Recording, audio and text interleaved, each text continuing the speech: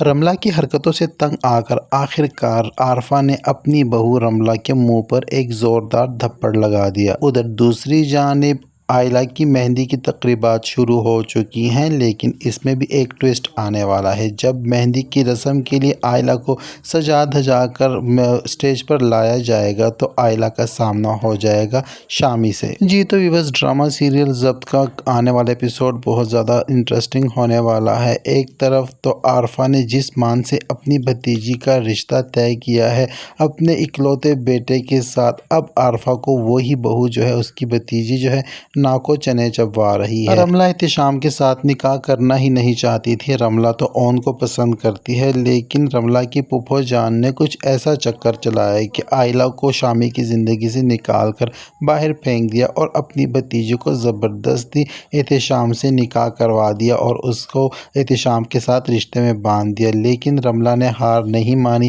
وہ پوری طرح سے ٹف ٹائم دے رہی ہے اپنی پھوپھو کو۔ رملہ نے تو اپنے ابو جان کو بھی بتا دیا تھا کہ وہ یہ نکاح نہیں کرنا چاہتی اور وہ احتشام کو پسند نہیں کرتی، لیکن کسی نے بھی رملہ کی نہ سنی، تو اب رملہ بھی ضد پر آ چکی ہے۔ نکاح تو ہو چکا ہے اور نکاح کے فوراً بعد رملہ نے احتشام کو یہ کہا تھا کہ دبئی جانے سے پہلے مجھے طلاق دے کر جاؤ، لیکن احتشام نے رملہ کی نہ سنی اور احتشام اسی طرح رملہ کو چھوڑ کر یہاں سے تو بھاگ گیا، حالات سے تنگ آ کر بھاگ گیا۔ جو حالات اس نے خود ہی بنائے تھے اس کا سامنا نہیں کر پایا۔ اب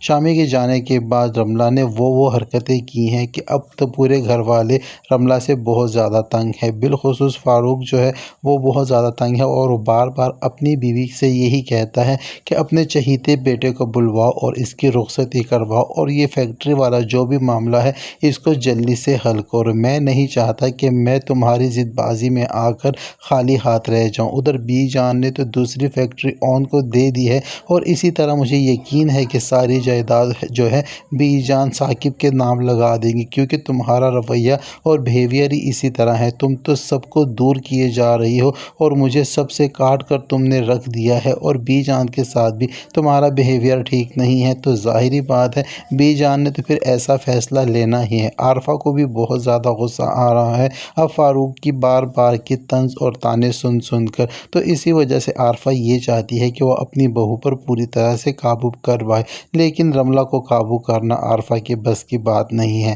اگر عارفہ شیر ہے تو رملہ سوا شیر بن کر دکھا رہی ہے۔ خیر، اب جو بھی ہونے جا رہا ہے وہ تو اب آنے والے ایپیسوڈ میں ہی پتہ چلے گا۔ ادھر دوسری جانب جو آئلہ ہے اس کی شادی کی تقریبات شروع ہو چکی ہیں اور شادی کی تقریبات کی جو رسم ہے، مایوں کی رسم کے لیے رملہ تیار ہوتی ہے اور شادی میں شامل ہونے کے لیے جاتی ہے، اور عارفہ جو ہے رملہ کو منع کرتی ہے کہ ہمارے گھر سے کوئی بھی نہیں جا رہا اس شادی میں، تم بھی نہیں جاؤ گی، لیکن رملہ باز نہیں آتی۔ رملہ جو ایک بار ٹھان لیتی ہے وہی کرتی ہے۔ وہ اپنی پھوپھو کو کہتی ہے کہ آپ کون ہوتی ہیں مجھے روکنے والی، تو یہ بات جو ہے عارفہ کو بہت زیادہ غصہ چڑھاتی ہے۔ عارفہ اس کو روکنے کی کوشش کرتی ہے تو رملہ آگے سے بدتمیزی کرتی ہے، تو مجبور ہو کر عارفہ ایک زوردار تھپڑ لگا دیتی ہے رملہ کے منہ پر، لیکن رملہ کو بھی برداشت نہیں ہوتا۔ رملہ بھی اس کو دھمکی دے دے گی اور کہے گی کہ آج تو آپ نے یہ غلطی کر لی ہے، اگر آئندہ آپ نے اس قسم کی حرکت کی یا مجھ پر ہاتھ اٹھایا تو آپ کو اس کا خمیازہ بھگتنا پڑے گا۔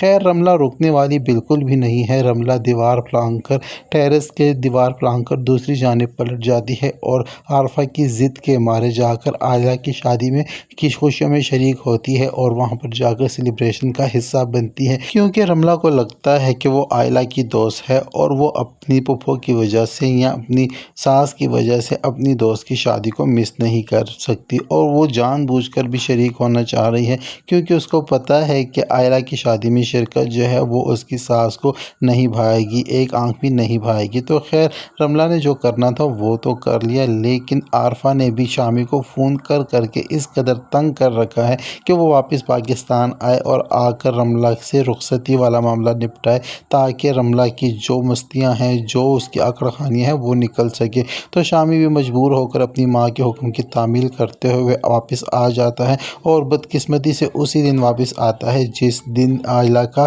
مایو ہوتا ہے۔ مایو کی رسم کے لیے جب آئلہ کو دلہن کی طرح سجا کر اسٹیج کی جانب لایا جاتا ہے تو وہیں پر ہی احتشام کا سامنا ہو جاتا ہے آئلہ سے۔ احتشام جو ہے دلہن کے لباس میں دیکھ کر آئلہ کو ادھر ہی دنگ رہ جاتا ہے، اور آئلہ بھی کی نظر جب احتشام پر پڑتی ہے تو اس کی بھی آنکھوں میں اور اس کے بھی ذہن میں ماضی کی یادیں دوڑ پڑتی ہیں۔ جسی طرح وہ اگنور کرتے ہوئے وہاں سے چلی تو جاتی ہے لیکن اس کے اوپر ایک عذاب سا تو گزر ہی جاتا ہے۔ ادھر دوسری جانب جب اون دیکھتا ہے کہ آئلہ پھر سے دلہن بنی ہوئی ہے اور اتنی پیاری لگ رہی ہے تو اون کی نظریں بھی آئلہ سے ہٹ ہی نہیں رہی اور اون کے چہرے پر صاف اداسی نظر آ رہی ہے۔ ادھر بی جان اور راحت بھی یہی باتیں کر رہے ہوتے ہیں کہ اون کا چہرہ کس قدر اترا ہوا ہے، لیکن راحت جو ہے وہ آئلہ کی تعریف کرتی ہے اور بی جان کو کہتی ہے کہ آئلہ کتنی پیاری لگ رہی ہے اور دلہا جو ہے وہ بالکل بھی پیارا نہیں ہے۔ تو آگے سے بی جان کہتی ہے کہ میری آئلہ تو شروع سے ہی اون کے ساتھ اچھی لگتی ہے، لیکن کیا کرے، قسمت نے ایسا پلٹا کھایا ہے کہ ہم چاہتے ہوئے بھی کچھ نہیں کر پا رہے۔ اب یہاں پر راحت اور بی جان بھی یہی چاہتی ہیں کہ اون کا رشتہ طے کیا جائے آئلہ سے، مگر جو ہونا تھا وہ تو ہو چکا ہے۔ لیکن بی جان اور راحت یہ نہیں جانتے کہ آئلہ جو ہے وہ پھر سے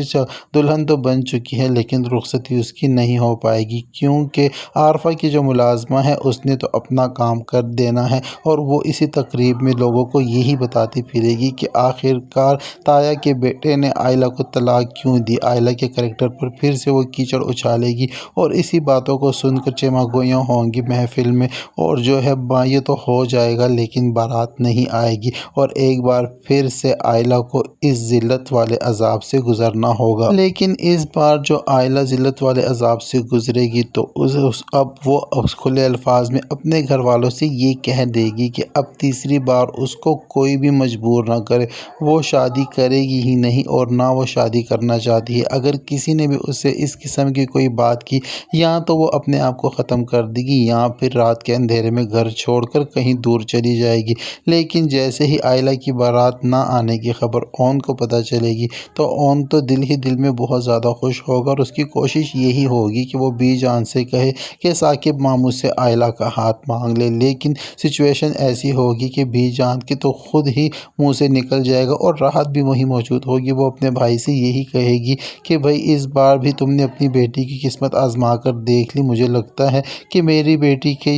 تمہاری بیٹی کا جو نصیب ہے وہ میری بہو بننے کا ہی ہے، تو لہٰذا اب اون کے لیے مجھے تم آئلہ کا رشتہ دے دو۔ ثاقب تو حامی بھر دے گا لیکن شمسہ تھوڑا اعتراض کرے گی اور شمسہ کے ساتھ ساتھ جو آئلہ ہے وہ تو صاف منع ہی کر دے گی اور یہی کہے گی کہ مجھے اب شادی کرنی ہی نہیں ہے، مجھے اپنی پڑھائی پوری کرنے دے، مجھے زندگی میں کچھ بننا ہے۔ وہ پھر سے اون کو اگنور کرے گی، لیکن یہاں پر جو ہے زارا وہ کردار ادا کرے گی اور اپنی بہن کو سمجھائے گی کہ میں تمہیں شروع سے کہہ رہی ہوں کہ اون بھائی کی آنکھوں میں میں نے جو تمہارے لیے پیار دیکھا ہے وہ کبھی بھی کسی کی آنکھوں میں نہیں دیکھا، یہاں تک کہ احتشام بھائی کی آنکھوں میں بھی تمہارے لیے میں نے اس قدر پیار نہیں دیکھا تھا۔ تم کیوں ایک سچے انسان کے پیار کو جھٹلا رہی ہو اور اس کو چھوڑ رہی ہو جبکہ قسمت بار بار تمہیں اس کی طرف دھکیل رہی ہے۔ لیکن آئلہ فی الحال ضد میں ہوگی اور وہ انکار کرتی جائے گی، لیکن وقت ایسا آئے گا کہ آخرکار آئلہ بھی اون کے بارے میں سوچنے پر مجبور ہو جائے گی اور اون سے رشتہ جوڑنے کے لیے تیار ہو جائے گی۔ لیکن جب آئلہ اور اون کا رشتہ جڑ جائے گا تو پھر تو ڈرامے کا اختتام ہی ہونا ہے۔ اور احتشام بھی واپس آ چکا ہے۔ آپ کو کیا لگتا ہے کہ احتشام اور رملہ کی رخصتی ہو پائے گی یا نہیں؟ کیونکہ رملہ تو احتشام کے ساتھ شادی کرنے کے لیے بالکل بھی تیار نہیں ہیں اور عارفہ اور فاروق اور ذیشان یہ تینوں مل کر رملہ کو طلاق نہیں